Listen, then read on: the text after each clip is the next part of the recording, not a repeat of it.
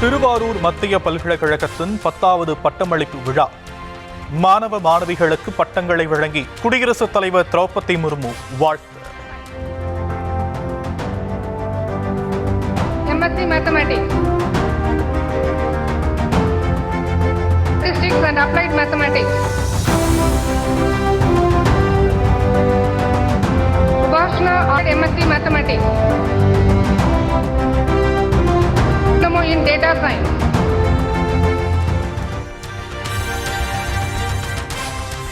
திருச்சி ஸ்ரீரங்கம் ரங்கநாதர் கோவிலில் குடியரசுத் தலைவர் திரௌபதி முர்மு சுவாமி தரிசனம். கோயில் நிர்வாகம் சார்பில் சிவப்பு கம்பள வரவேற்பு.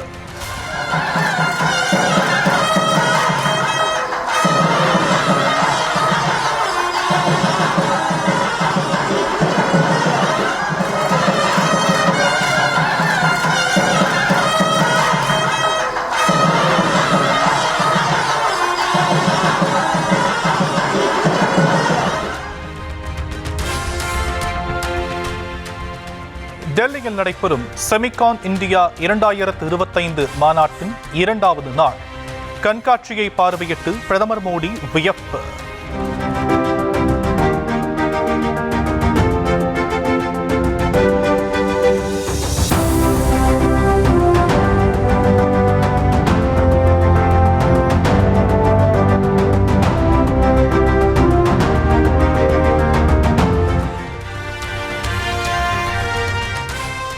நடுத்தர வர்க்கத்தினருக்கு மகிழ்ச்சி தரும் செய்தியாக GST வரி விதிப்பை 5 மற்றும் 18% என ஈரடுக்காக மாற்றுவது குறித்து ஆலோசனை.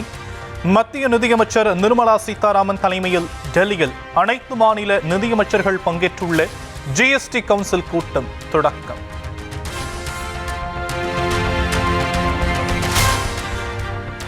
அத்தியாவசிய பொருட்கள் மீதான GST வரியை 5% என்ற அடுக்கிற்குள் கொண்டுவர திட்டம்.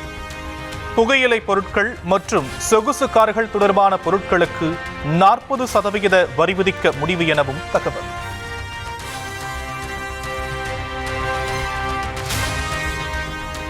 டெல்லியில் JP நட்டா, அமித் ஷா ஆகியோருடன் தமிழக பாஜக நிர்வாகிகளான நயினார் நாகேந்திரன், தமிழிசை ஆகியோர் சந்திப்பு. தேர்தல் பொறுப்பாளர்கள் நியமனம், உட்கட்சி விவகாரங்கள் தொடர்பாக நயினார் நாகேந்திரன் உள்ளிட்டோருடன் ஆலோசனை.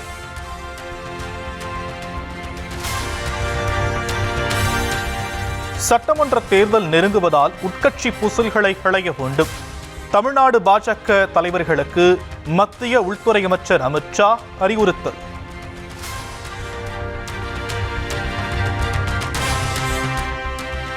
சென்னையில் ஆபரண தங்கத்தின் விலை 78,000 ரூபாயை கடந்து இமாலய உச்சம்.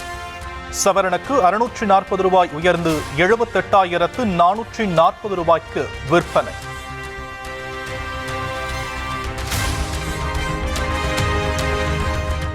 கிராமுக்கு 80 ரூபாய் அதிகரித்து 10,000 ரூபாயை தொட காத்திருக்கும் ஆபரண தங்கம் 1 கிராம் 9,805 ரூபாய்க்கு விற்கப்படுகிறது.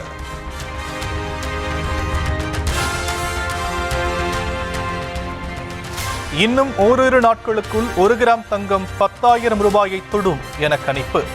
வாங்கவே முடியாத இடத்துக்கு விலையேறுவதால் நடுத்தர மக்கள் பெரும் கலக்கம்.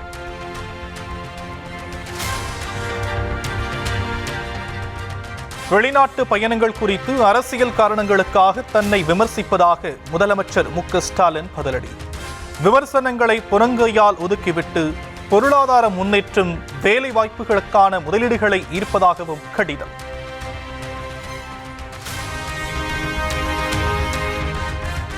சென்னை சூளைமேட்டில் மூடப்படாத மழைநீர் வடிகால் பள்ளத்தில் விழுந்து பெண் உயிரிழந்த சம்பவத்திற்கு எதிர்க்கட்சித் தலைவர் EPS கண்டனம். 95% பணிகள் முடிந்துவிட்டதாக கூறிய அமைச்சர்களும் மேயரும் இதற்கு என்ன பதில் கூறுவார்கள் எனவும், இதெல்லாம் எந்த பேக்கேஜில் வரும் எனவும் கேள்வி.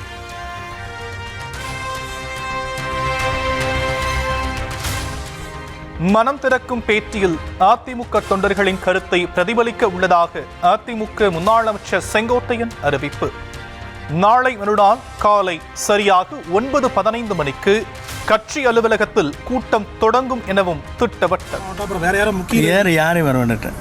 இதில் நான் எப்படின்னாங்க உங்களுக்கு தெளிவாக சொல்லிடுறேன். என்னுடைய கருத்துக்களை தொண்டர்கள் கருத்து பிரதிபலிக்க போகிறோம், அவ்வளோதான், வேற ஒன்றும் இல்லை.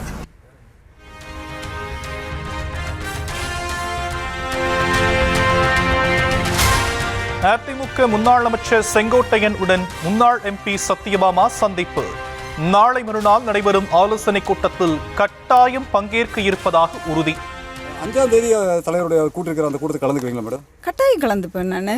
இல்லை, அது அவர் சொல்ல வேண்டிய கருத்து அவர் சொன்னாதான் அது சரியா இருக்கும்.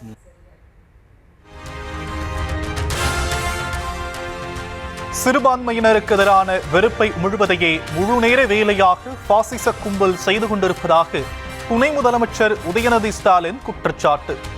சமூக வலைதளங்கள் வழியாக பொய்களை பரப்பி மக்களை குழப்பிக் கொண்டிருப்பதாகவும் புகார். இந்த பொய் செய்தி ஃபேக் நியூஸை பரப்புறதையே ஒரு அடிப்படை கொள்கையா ஒரு ஃபுல் டைம் ஜாபாவே பண்ணிட்டு இருக்காங்க. யாருன்னு நான் உங்களுக்கு சொல்ல தேவையில்லை. பொய் செய்திகள் மூலம் மக்களை குழப்பணும், அவங்களுடைய அறிவை மழுங்கடிக்கணும் அப்படிங்கிறதுக்காக அதையே ஒரு நோக்கமாக எடுத்து பொய் கதைகளை, கட்டுக்கதைகளை அவிழ்த்து விட்டுக்கிட்டே இருக்காங்க.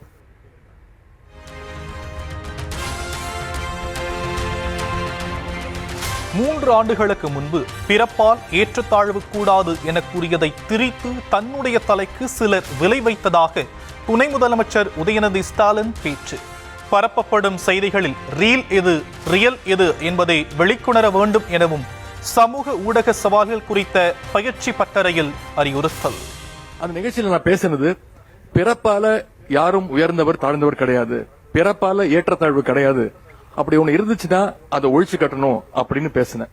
ஆனா அதையும் திரிச்சு நான் ஒரு இனப்படுகொலையை தூண்டி விட்டுட்டேன், ஒரு ஜெனோசைட கிளப்பி விட்டுட்டேன் அப்படின்னு என் மேலேயே பொய் செய்தி பரப்புனாங்க. இனிமே நீங்க Facebook, இன்ஸ்டாகிராம், ட்விட்டர் எல்லாம் போனீங்கன்னா அதுல வர்ற ரீல்ஸ் எல்லாம் பார்த்துட்டு எது ரீல் எது ரியல் அப்படிங்கறத நீங்க பகுத்தறிஞ்சு யோசிக்கணும்.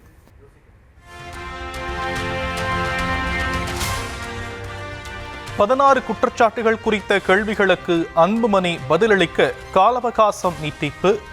வரும் தேதிக்குள் பதிலளிக்க வேண்டும் என பாமக நிறுவனர் ராமதாஸ் மீண்டும் கெடு. பதில் வரல. நேரில் எழுத்துப்பூர்வமாக அனுப்பணும்னு சொல்லி சொன்னால் அதுக்கு ஒரு பதிலும் வரல. நிர்வாகக்குழு கூடி ஒழுங்கு நடவடிக்கை வேறு விதமாக பரிந்துரை செய்திருந்தது. அதையும் இந்த நிர்வாகக்குழு ஆராய்ந்தது. அதையும் ஆராய்ந்து இன்னும் ஒரு வார காலம் அவகாசம் கொடுக்கலாம் என்ற முடிவிலே 10ஆம் தேதி வரை மீண்டும் அவகாசம் கொடுக்கலாம் என்று நிர்வாகக்குழு ஒருமனதாக உள்ளது.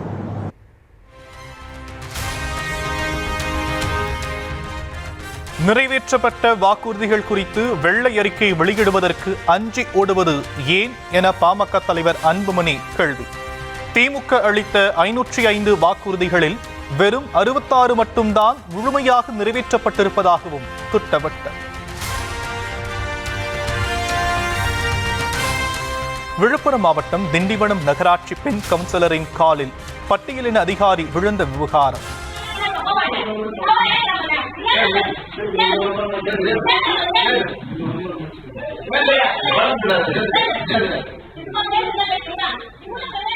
காலில் விழுந்த அதிகாரியை நேரில் அழைத்து போலீசார் விசாரணை.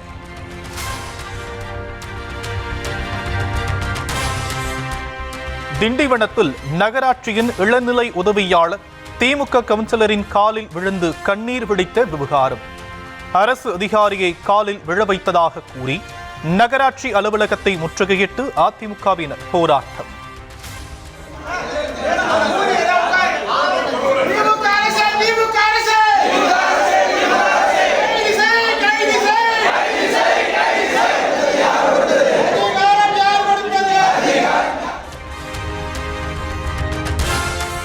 அரசு ஊழியரை காலில் விழ வைத்த விவகாரத்தில் திண்டிவனம் நகரமன்ற தலைவரின் கணவர், பெண் கவுன்சிலர் மற்றும் அதிகாரிகள் மீது வழக்கு பதிவு. வன்கொடுமை சட்டத்தின் கீழ் வழக்கு பதிந்து கைது செய்ய போலீசார் தீவிரம்.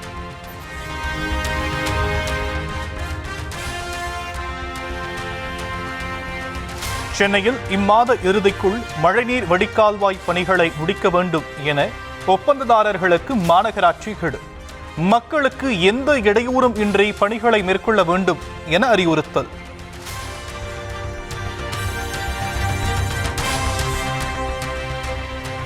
மழைநீர் வடிகால் கட்டுமான பணிகளின் போது பாதுகாப்பு அம்சங்களை கடைபிடிக்காவிடில் ஒப்பந்தம் ரத்து. கருப்பு பட்டியலில் இணைக்கப்படும் என ஒப்பந்ததாரர்களுக்கு சென்னை மாநகராட்சி எச்சரிக்கை.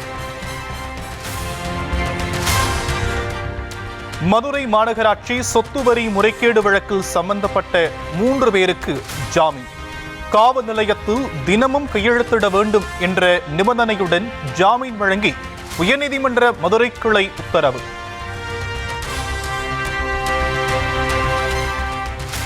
சென்னை விமான நிலையத்திலிருந்து கிளாம்பாக்கம் பேருந்து முனையம் வரை மெட்ரோ ரயில் திட்டம் நீட்டிப்பு. நிலம் கையகப்படுத்துவதல் உள்ளிட்ட பல்வேறு பணிகளுக்கு முதற்கட்டமாக 1964 கோடி ரூபாய் ஒதுக்கீடு. கிட்னியை தானமாக வாங்குபவர் மற்றும் கொடுப்பவரின் நட்பை ஆவண அதிகாரம் மூலம் எப்படி நிரூபிக்க முடியும் என சென்னை உயர்நீதிமன்றம் கேள்வி. குடும்ப நண்பர்களின் கிட்னி மாற்றறுவை சிகிச்சைக்கு அனுமதி மறுத்த உத்தரவு ரத்து.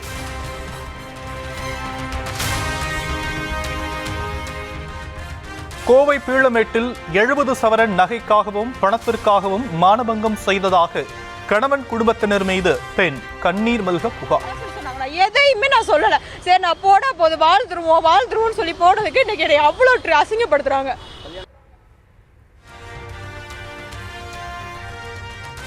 ஏழு ஆண்டுகளாக தாம் அனுபவிக்கும் கொடுமைகளை தாங்க முடியாமல் தட்டிக்கெட்ட தாயையும் தாக்கியதாக புகார். அம்மா நைட்டியை பிடிச்சி கிழிச்சு நெஞ்செல்லாம் பிடிச்சி கிழிச்சுட்டு அவர் சொல்றாரு, நான் தான் உனக்கு புருஷன், நீ அவங்கிட்ட வேணா போய் பேச, உங்களுக்கு தானே அசிங்கம் அப்படிங்கிற மாதிரி மோசமா பேச. என் குழந்தைய பிடிச்சி வெளியே தள்ளி அவ்வளோ அவமானப்படுத்துறாங்க. நாங்க என்னங்க தப்பு பண்ணோம்? மதுரை மாவட்டம் அலங்காநல்லூர் அருகே கணவனை இழந்து பிள்ளைகளுடன் வசிக்கும் பெண்ணுக்கு திமுக நிர்வாகியின் மருமகன் பாலியல் தொந்தரவு என புகார். போலீசார் நடவடிக்கை எடுக்காவிடில் 2 பெண் குழந்தைகளுடன் தற்கொலை செய்யப்போவதாக கண்ணீர்.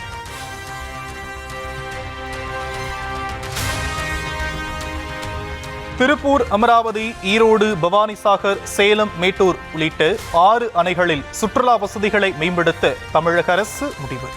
முதற்கட்டமாக விரிவான திட்ட அறிக்கை தயாரிக்கும் பணி தொடக்கம்.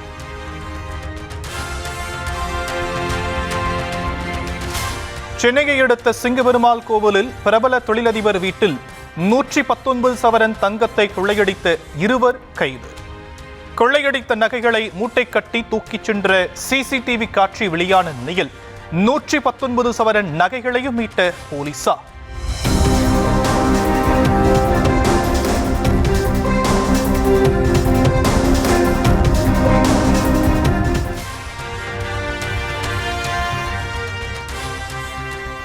கரூர் மாவட்டம் குளித்தலையில் தனியார் பள்ளி தாளாளர் வீட்டில் நகை, பணம் கொள்ளையடித்த 10 பேர் கொண்ட கும்பல் கைது.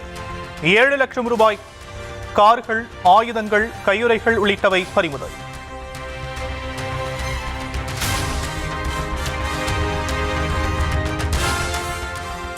நெல்லை மனோன்மணியம் சுந்தரனார் பல்கலைக்கழக மாணவர்கள் மோதல் விவகாரத்தில் வழக்கு பதிவான 11 பேரும் வகுப்பு செல்ல தடை. விசாரணை முடிந்த பின்னரே வகுப்பறைக்கு வர வேண்டும் என கல்லூரி நிர்வாகம் உத்தரவு.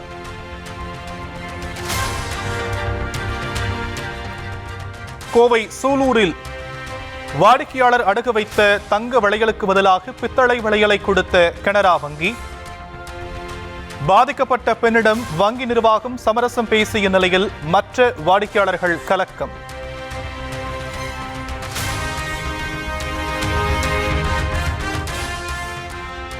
சேலம் கொங்கனாபுரம் மாரியம்மன் கோவிலில் அனுமதியின்றி ஊர் மக்கள் வைத்த உண்டியலுக்கு சீல் வைப்பு. இந்து சமய அறநிலையத்துறை அலுவலரை சிறைபிடித்து ஊர் மக்கள் போராட்டம் நடத்தியதால் பரபரப்பு.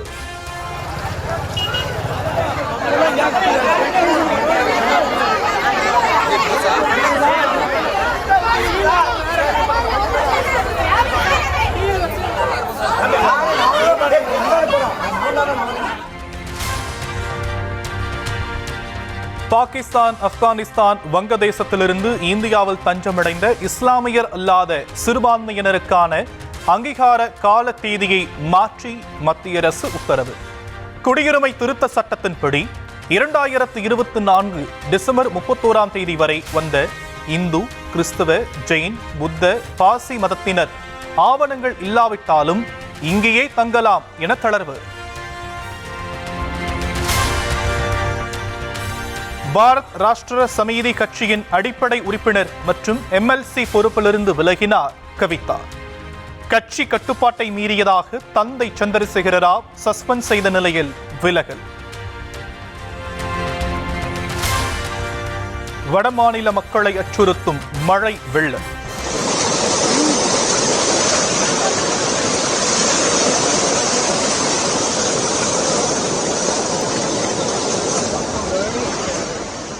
குடியிருப்பு பகுதிகளில் மழைநீர் தேங்கியதால் கால்நடைகளும் பாதிப்பு.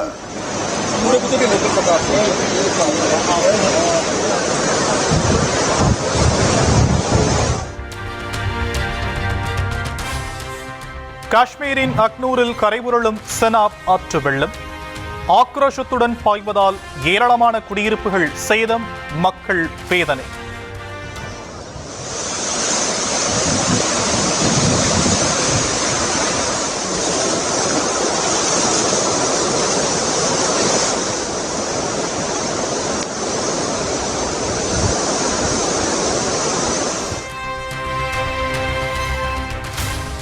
வெள்ளத்தால் பாதித்த பஞ்சாப் மாநிலத்திற்கு வியாழக்கிழமை கெஜ்ரிவால் பயணம். வெள்ளம் பாதித்த பகுதிகளை நேரில் பார்வையிட்டு மக்களை சந்தித்து ஆறுதல் கூறுகிறார். மழை வெள்ளத்தால் தத்தளிக்கும் பஞ்சாபில் கல்வி நிலையங்கள் மூடல். வரும் 7ஆம் தேதி வரை பள்ளி கல்லூரிகளுக்கு விடுமுறை.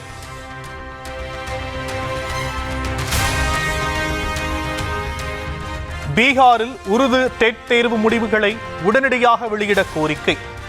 ஐக்கிய ஜனதா தள அலுவலகத்தை முற்றுகையிட்ட தேர்வர்களின் கையில் விஷம் என எழுதப்பட்ட பாட்டில் இருந்ததால் பரபரப்பு.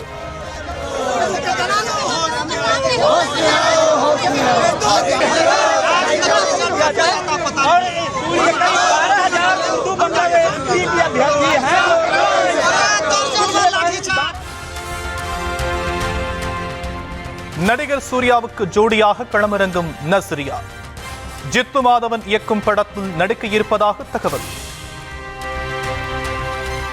தேனி மற்றும் பழனியில் கல்லூரிகளில் களை கட்டிய ஓணம் கொண்டாட்டம்.